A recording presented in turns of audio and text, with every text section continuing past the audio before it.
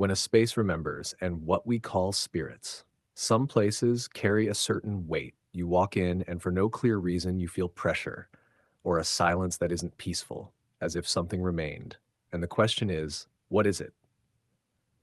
Imagine it like this. Every thought, every strong emotion doesn't just disappear, it leaves a trace.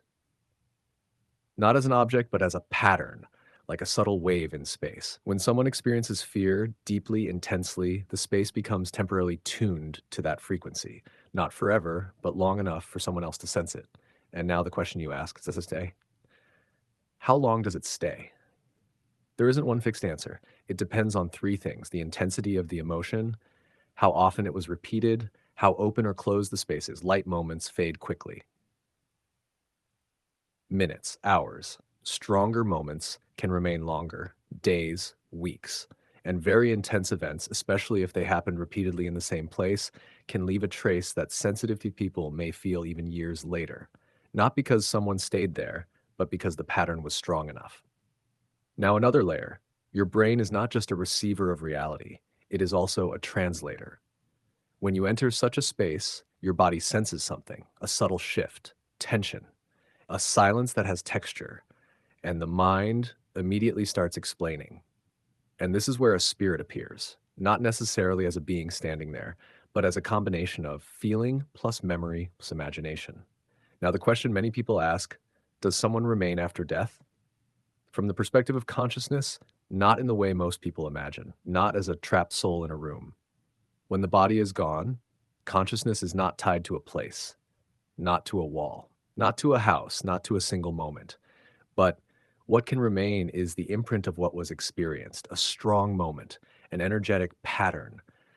And a sensitive person can pick it up, not with the eyes, but through the nervous system. That's why some people see figures, not because they are standing there, but because the mind translated the pattern into an image it understands. And now something you mentioned, animals like cats, don't create complex stories like we do.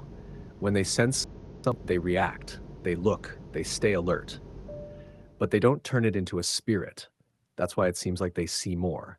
In reality, they add less story and perceive more directly. We do the opposite. We feel little, but imagine a lot. Now, a deeper layer, why does it feel so real? Because the brain doesn't clearly separate what is out there from what is strongly felt.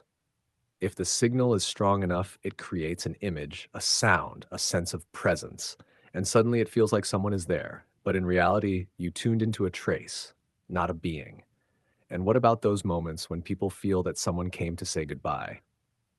Here is the subtle truth. When you lose someone close, your system becomes open, sensitive, attuned, and in that state, you can feel connection very strongly. And for you, it is real because you feel it. But it doesn't mean someone physically came back. It means the connection is still echoing.